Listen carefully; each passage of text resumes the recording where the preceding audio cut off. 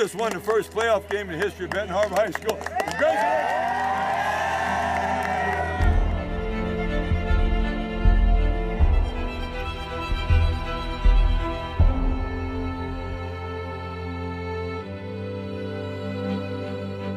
Let's go. Go! That's 10 push-ups. 5 minutes. Now. And we want to change the culture. If they don't have grades, football doesn't mean anything. I've stayed here for the kids. They're the future of this country, and they must be prepared. On set. We make sure we tell them this was made especially for you. I've had teachers on the kids game, we want A's this year. So they can grow into mature men and be good husbands and fathers. That's the whole goal. They'd never wanted that before. I'm going to do everything I can for you. You do everything for me. I promise you I'll do it for you when this is over. Very good. It's been great. See everybody cheering us on, being on Sports Center. We're all brothers. Let's go on through. We're all one. Tiger Pride! What are we talking about? Tiger Pride! 1, 2, 3! Tiger Pride! Devo! Let's go. Devo! Morning, folks. Good morning, good morning, good morning. Footsteps, fist pumps, Oh, you kidding me? Let's get it together. and a fight song. And one of the little girls walked in, she was like, "Oh my God, y'all still here?" He was like, "Yes, and we'll be here every day." It is just the typical roar of the morning at Benton Harbor High. Let's go. Smile this morning. These kids are some of the most amazing kids I've ever met. They are so funny. They really are. They make me laugh. Students here are greeted every day by school administrators, a new tradition started by Benton Harbor's new academic leader, Aren't you trying out for cheerleading? and a new tradition started to help change the culture and put the focus back on students. It has really, really, really been an honor to serve my alma mater. It was a lifelong dream. A dream for Principal Roger Ronaldo Triplett that comes with its own challenges. Benton Harbor High is listed as a priority school in the state of Michigan, meaning it's in the bottom 5%. You know, it hurts us that we're considered one of the worst schools in the state of Michigan, and we aren't.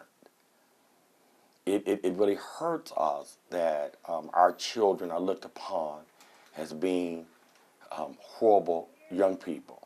It hurts us that our teachers are looked upon as being ineffective. Oh wait, so here's what you gotta do. It hasn't been an easy road for these educators, even those who survived the layoffs during the state takeover. But Shay Briggs Sterneman stayed on board. I've stayed here for the kids. They are really good kids. She stayed for nearly 15 years as a history, psychology, and law teacher. They really are very passionate about their teachers in particular.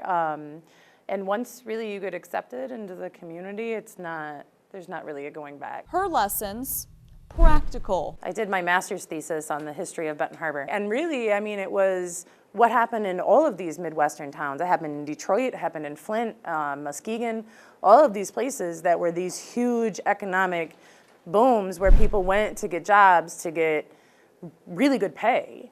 And then, you know, in the mid-70s, early 80s, when we started to shift away from that, when our manufacturing started to shift out of the country, you know, communities like Benton Harbor were left with 20,000 people and not 20,000 jobs. A history that is still lingering in Benton Harbor, with unemployment at 6.8%, the median household income just over $17,000, programs for families cut, a government takeover with the hire of an emergency manager to intervene in the financial affairs of the city, and most recently, Get that hat off there. the state takeover of the high school. So really it's been about just, you know, let's not necessarily distract ourselves from it, but let's focus still. It's affected families in Benton Harbor, and most recently, it has hit close to home for these students as one of their own, 17-year-old Carlos Kelly, was shot and killed. We just sat down and we talked a little bit because I wanted to be with them, because I lost something special too on that day. I lost an amazing young man who had so much potential and so much swag, and was just starting to realize that education was a possibility for him. Carlos was, when he was Kieran, even when I had talked to his students or to his teachers, they had said, how he had started to change. And he was, walking around with this book that he really liked and, really was focused on graduating, or was trying to be, which was a huge shift. So really, we're really trying to maintain that focus, especially for his friends. A shift in focus that's being led in part by another new leader at the school. I've always wanted to come back here. It's a great community. I've always enjoyed it. The kids are great, and I just felt I had something to offer, and I wanted to make a difference in their lives. With more than 30 years of experience in the field, Athletic Director Fred Smith is part of the new administration team, tasked with turning things around for the Tigers. And every teacher would be successful if they'd ever get the kids to spend 3 hours a night after school working on something really voluntarily to be good at. And if we can get the kids just working half that time on their grades, to be good at, and we want that to happen so we can change the culture. A culture still reeling from high poverty and crime rates.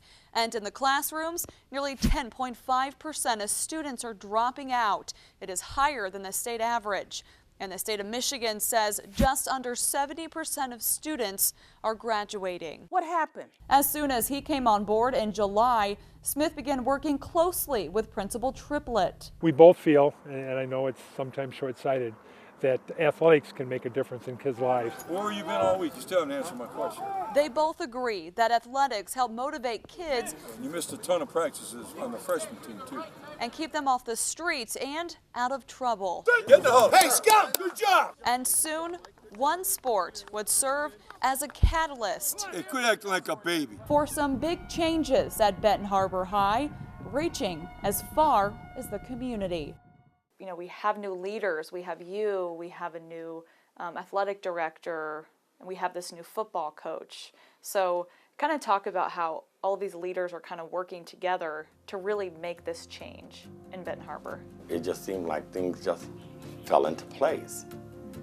And so we found that there's a commonality here.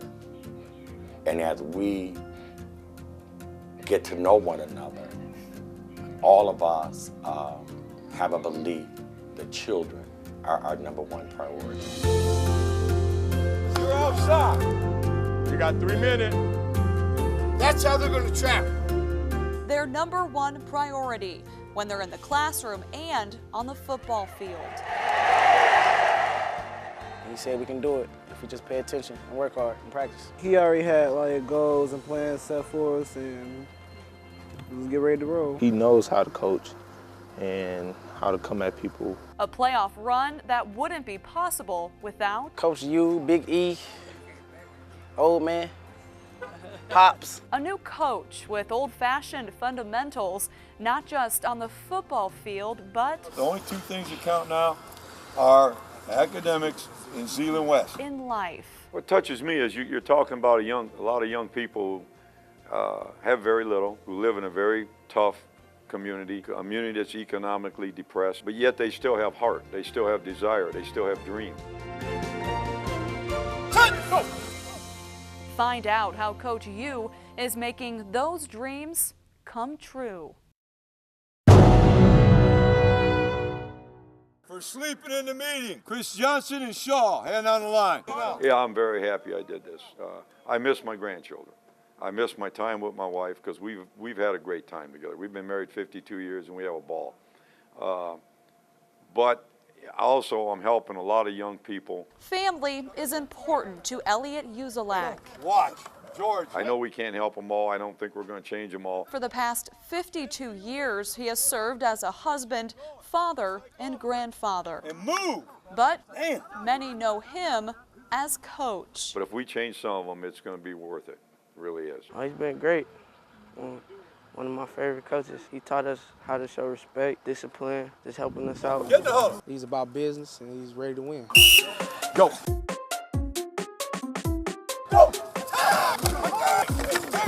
Enter the Benton Harbor Tigers football team. Chris, I want to see you move, Chris. Just days before summer practice, there was no coach. But that was about to change. A Hail Mary thrown by Coach's wife, Wendy. Well, we were going to Alabama, and he'd been retired for about 4 years. And we would go down there actually in the fall and in the winter. And we were talking, and Wendy said, hey, I think you're a little bit bored. And he said, yes, I'm kind of bored, you know. I knew he was. And I said, well, why don't you coach? And he said, there's nothing going on. She goes, call Benton Harbor. And with that, I almost drove off the road, but we laughed. And then when we got down there, we started talking about it seriously. I said, they don't have anybody, and they need somebody bad. And I said, that would be a good fit for you because you would really enjoy that. It requires a lot more than just coaching football and X's and O's. There's a lot involved, and I knew that he has so much to give. So, coming out of retirement, it was time for this coach to meet the team. There's this old man standing up here in front of them, old enough to be their grandfather, telling them we're going to win. You got to be kidding me. They thought, man, this is the worst thing they ever done here. But, you know, fortunately it worked out. They Googled him to find out who he was, and they found out, hey, he's coached at Western, and he was assistant for Bo at Michigan, and he coached at St. Joe, and he turned St. Joe the year before he took over there. They were 0-9 in his first year. And that's the rival, right? That's our Yeah. one of our rival across the river. See, I don't Google. I don't do all that stuff, Twitter or whatever you call it. I don't have any of that.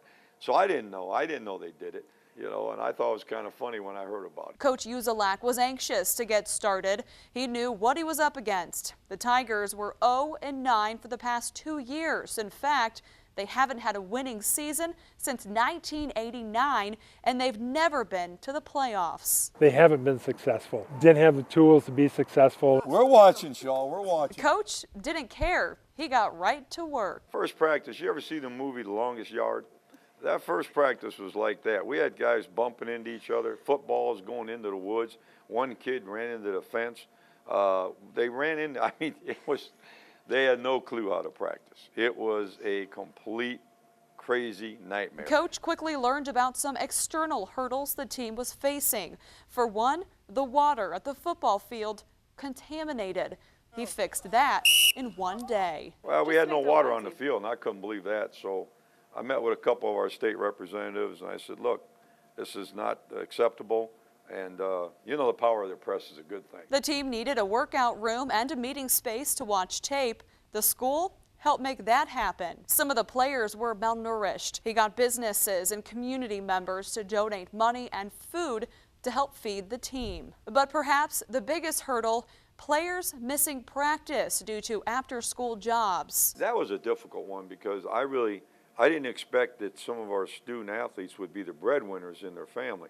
But actually, if you took away that money, their salary they made, it would hurt the family bad. And with the help of school board members, they came up with job alternatives for the players.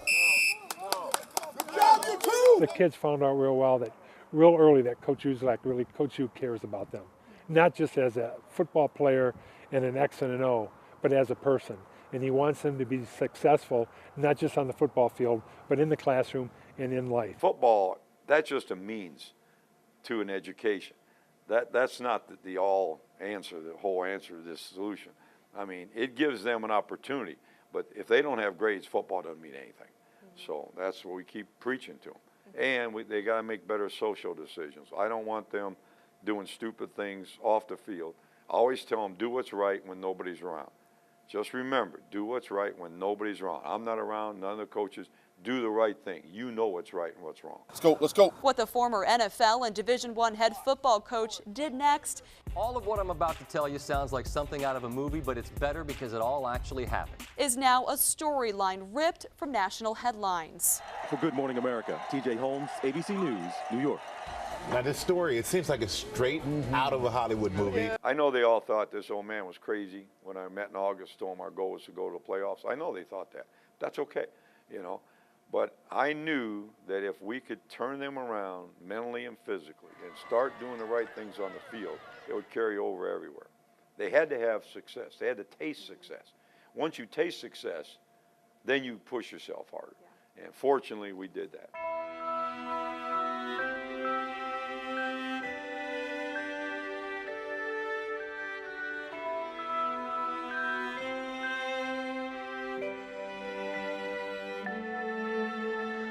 Friday, October 31st, 2015. The Tigers won their first playoff game in history. All right, listen up. Listen up. That was a good win, but I'm going to tell you straight up right now, we can't advance in the playoffs by making that many mistakes. Now, you're probably saying, well, how come he ain't super happy and all that? I am super happy. Don't get me wrong, but I'm just telling you what's ahead. I scored 3 touchdowns and 142 yards. I knew we was gonna win some games. I wouldn't imagine this right now. Hey, you just won the first playoff game in the history of Benton Harbor High School.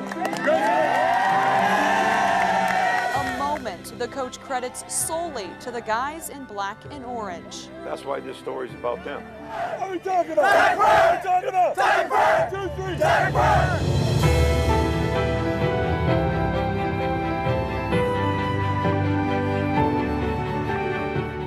You don't understand because you weren't with them. If you saw where we were then and where we are now, it's a beautiful story about a bunch of young guys, 33, 34 of them, whatever it is, that just made a complete turnaround.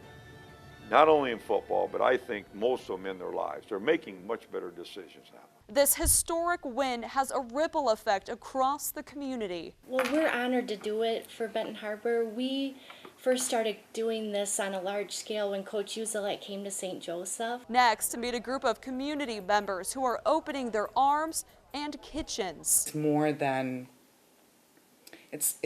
just being on the other side of the table serving them. As the community rallies around this team's roar. 1, 2, 3, Tigers!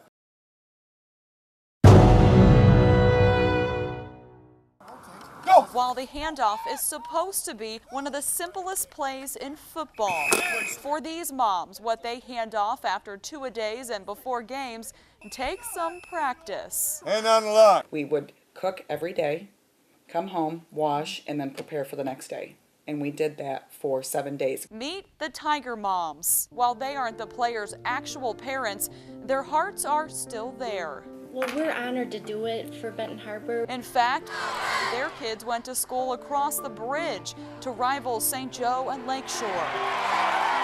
But they're doing what they can to help continue the momentum the Benton Harbor football team and community is feeling right now.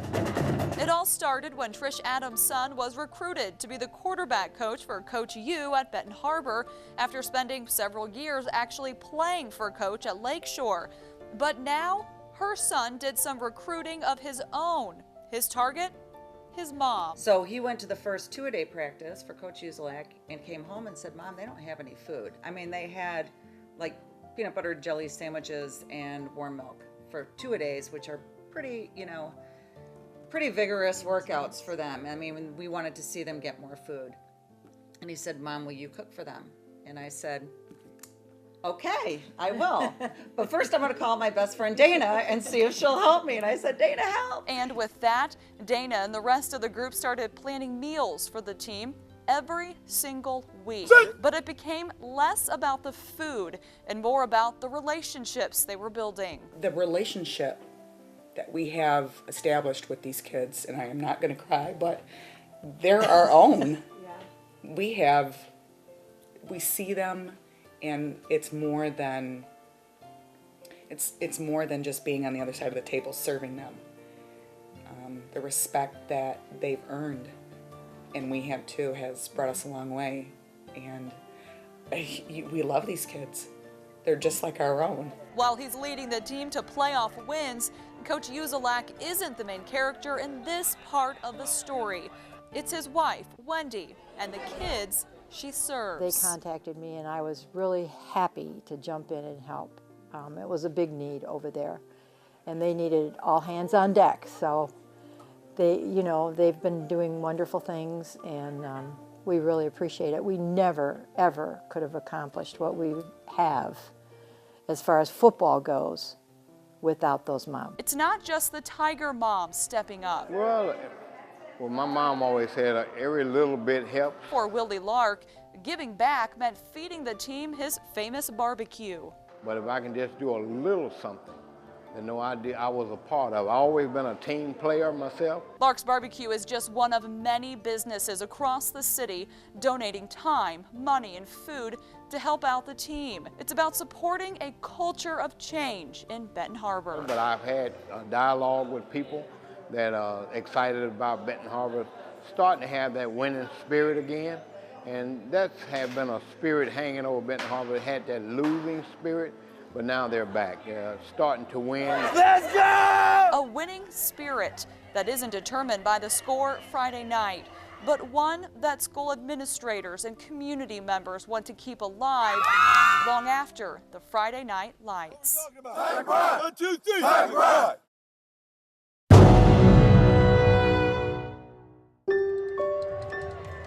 I'm very proud to be a part of this. Right side, good morning. I'm very happy to be a part of this. My wife and I made the right decision. You just won the first playoff game in the history of Benton Harbor High School. Congratulations! When on the board, I wrote playoffs on there. I scratched the line through it. We made it. It was exciting. I didn't know what to do. I didn't know how to react. We went 0-9 2 years in a row, and we made a big come around by coming to the playoffs. It's just like a big turnaround. You wouldn't expect this from us.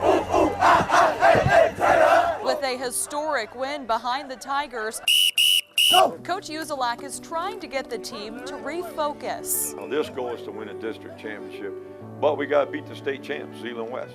Tall order for us, but hey, we're up to it, and we're going to go hard. They have a tough matchup against 10-0 Zeeland West. My final message on Friday, just go out there, play like you know how.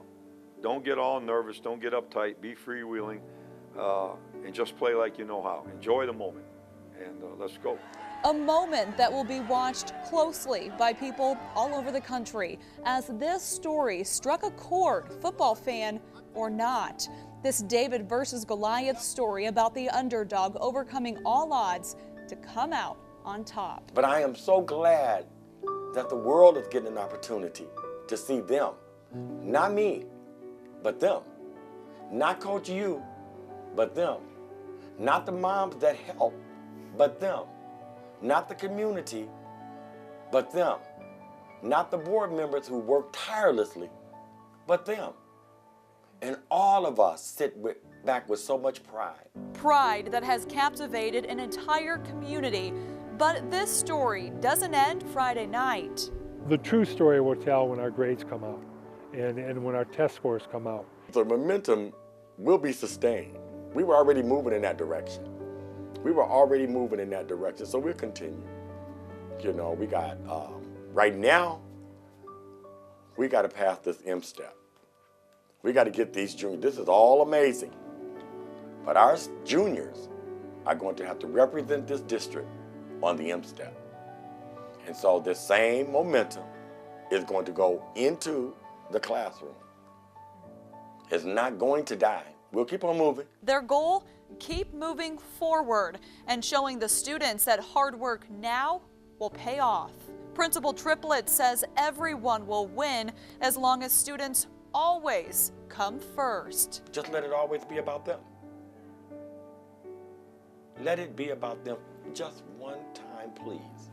And I think that we did that real well at Benton Harbor High School this season.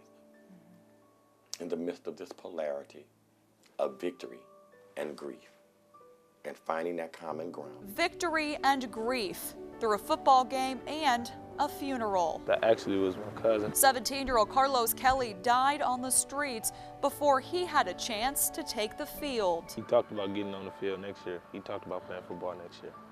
But, like, I just try not to think about it so I can, you know, stay focused. A focus that's difficult in the face of tragedy.